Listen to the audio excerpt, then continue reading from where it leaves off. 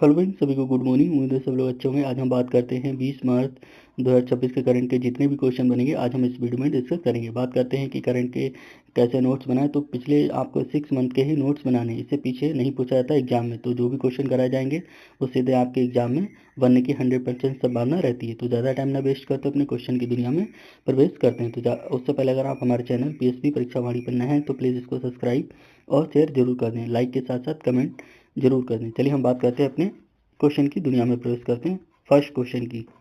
तो यह रहा आपकी स्क्रीन पर फर्स्ट क्वेश्चन। बात कर लेते हैं कि 20 मार्च 2026 को विश्व गौरैया दिवस कब मनाया जाता है। इसकी शुरुआत सबसे पहले किस वर्ष की गई थी। तो बात करते हैं इसकी जो शुरुआत करी गई थी 2010 में। तो इसका जो बी ऑप्शन का बिल्कुल करेक्ट होगा। कुछ और बात कर लेते हैं इसकी क्या थीम है कि आई लव स्पैरो, ठीक है, मैं गौरैया से प्यार करता हूँ, रखी गई थी। 2026 की थीम बताई जा रही है। इसकी शुरुआत nature for ever society of India के मोहम्मद दिलावर ने की थी। तो किसने की थी ये भी याद रखें, मोहम्मद दिलावर ने की थी। और इसकी जो थीम क्या है, मैं गौरैया से प्यार करता हूँ।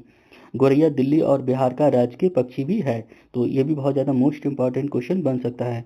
बढ़ते मोबाइल टावर, रेडिएशन और शहरीकरण के कारण इसकी संख्या में भारी कमी आई है। बात कर लेते हैं कुछ और। यह दिवस पारिस्थितिकी तंत्र में गौरैया के महत्व के बारे में जागरूकता फैलाता है।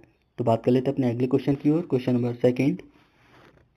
किस भारतीय फिल्म अभिनेता को इटली के सर्वोच्च नागरिक सम्मान order of merit of the Italian Republic से सम्मानित किया गया है। तो बहुत ही ज़्यादा मोस्ट इंपॉर्टेंट क्वेश्चन बन सकता है। तो किसको सम्मानित किया गया है, तो बात कर लेते हैं हम कबीर बेदी। तो इसका जो बी ऑप्शन का बिल्कुल करेक्ट होगा। तो बात कर लेते हैं कुछ और इनके बारे में। कबीर बेदी ने कई अंतर्राष्ट्रीय और इतालवी फिल्मों में काम किया है।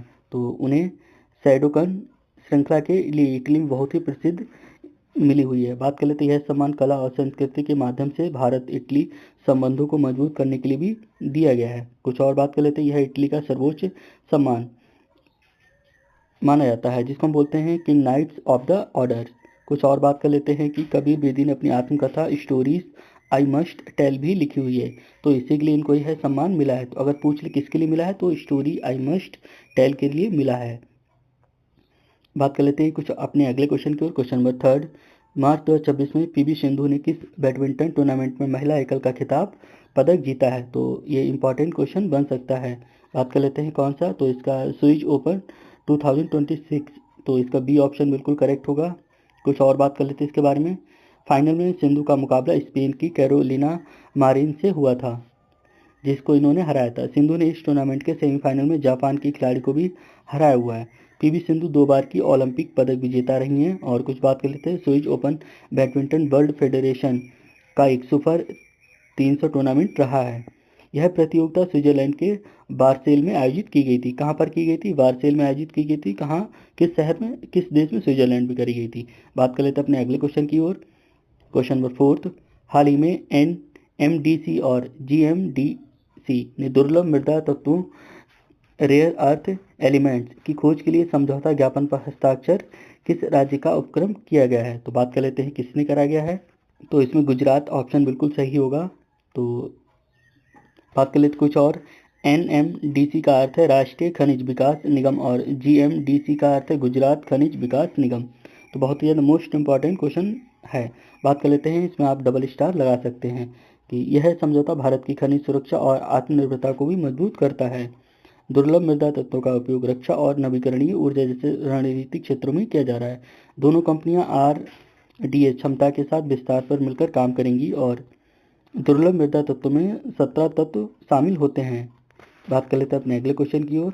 Question number 5। Question number 5, global recycling day 2026 की थीम क्या रखी गई है। तो बात कर लेते हैं do not think waste. Second option बिल्कुल करेक्ट होगा। बात कर लेते हैं अपने अगले क्वेश्चन की ओर। क्वेश्चन नंबर 6, हाल ही में किस देश की पहली ट्रांसजेंडर महिला सांसद बनी है। तो बात कर लेते हैं कि नेपाल इसका सही ऑप्शन होगा।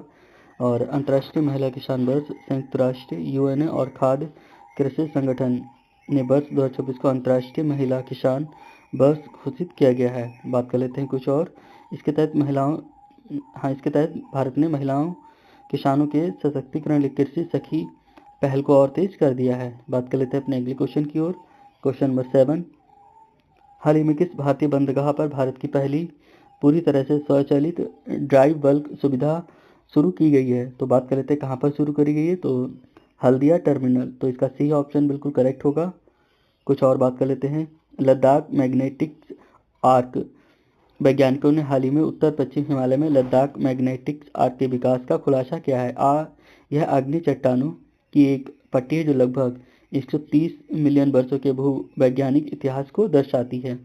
बात कर लेते हैं अपने अगले क्वेश्चन की ओर। क्वेश्चन नंबर 8, हाल ही में किस देश ने दुनिया की पहली एआई पावर्ड पूरी तरह से स्वचालित मेट्रो ट्रेन सेवा शुरू की है? तो बात कर लेते हैं किसने शुरू करी है, तो चीन।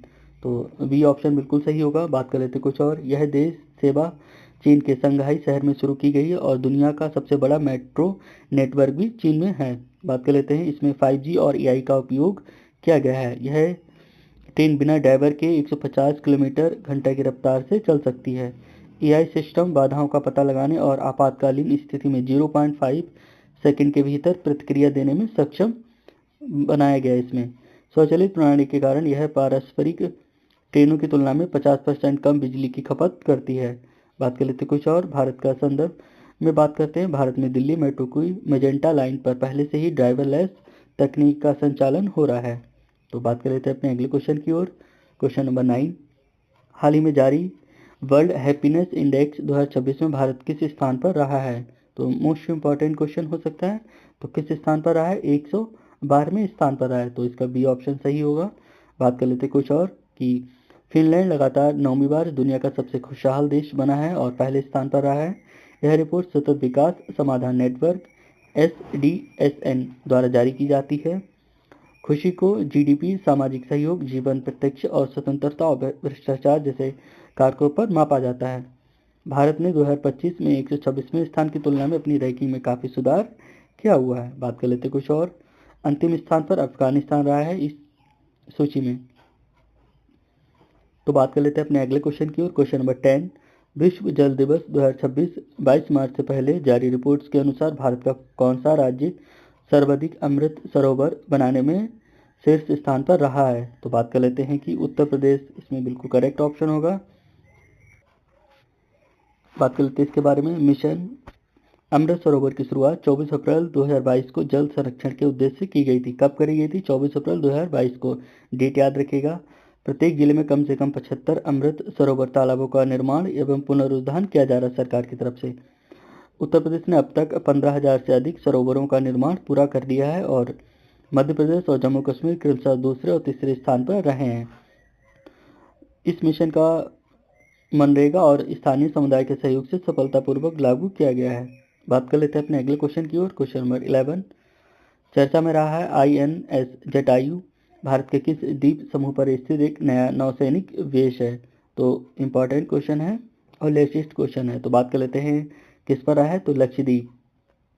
कुछ और बात कर लेते हैं। इससे लक्षद्वीप के मिनिकॉय द्वीप पर स्थापित किया गया है और जो मालदीव के बहुत करीब है और यह हिंद महासागर में समुद्री डकैती और अवैध तस्करी को रोकने में भारत की निगरानी की क्षमता को और बढ़ाएगा। बात कर लेते हैं कुछ और। रामायण के पात्र जटायु के नाम पर इसका नाम रखा गया और सतर्कता और सुरक्षा का प्रतीक है। बात कर लेते हैं अपने अगले क्वेश्चन की ओर। क्वेश्चन नंबर 12, हाल ही में किस देश ने इंडेक्स ऑफ डिजिटल सर्विस में भारत को पछाड़कर पहला स्थान प्राप्त किया है? तो बात कर लेते हैं किसने करा है? तो एस्टोनिया। तो इसका बी ऑप्शन बिल्कुल करेक्ट होगा। इसके बारे में कुछ और बात कर लेते हैं। यह सूचकांक देशों की डिजिटल बुनियादी ढांचा और ऑनलाइन सरकारी सेवाओं को लुभाता है। बात कर लेते हैं भारत की रैंकिंग। भारत इस सूची में दूसरे स्थान पर है जो डिजिटल इंडिया की सफलता को दर्शाता है। यूपीआई का प्रभाव। भारत को यूपीआई को अब UAE सहित 10 से अधिक देशों में स्वीकृत किया जा चुका है। बात कर लेते कुछ और। भारत और UAE 12U2 समूह भारत, इजराइल, अमेरिका, UAE के माध्यम से डिजिटल तकनीकी में सहयोग कर रहे हैं। बात कर लेते कुछ और। भारत और UAE के बीच व्यापार, आर्थिक भागीदारी समझौता रक्षा और तकनीकी क्षेत्र को भी मजबूत प्रदान करता है। तो दोस्तों आज की है करंट अफेयर थी। अगर ये वीडियो कैसा लगा हमें कमेंट में ज़रूर बताएं और हमारे चैनल पर नए हैं तो प्लीज़ इसको सब्सक्राइब और शेयर ज़रूर कर दें। वीडियो को लाइक के साथ साथ कमेंट करना ना भूलिएगा। चलिए अब हम मिलते हैं अगली वीडियो में। Thank you so much.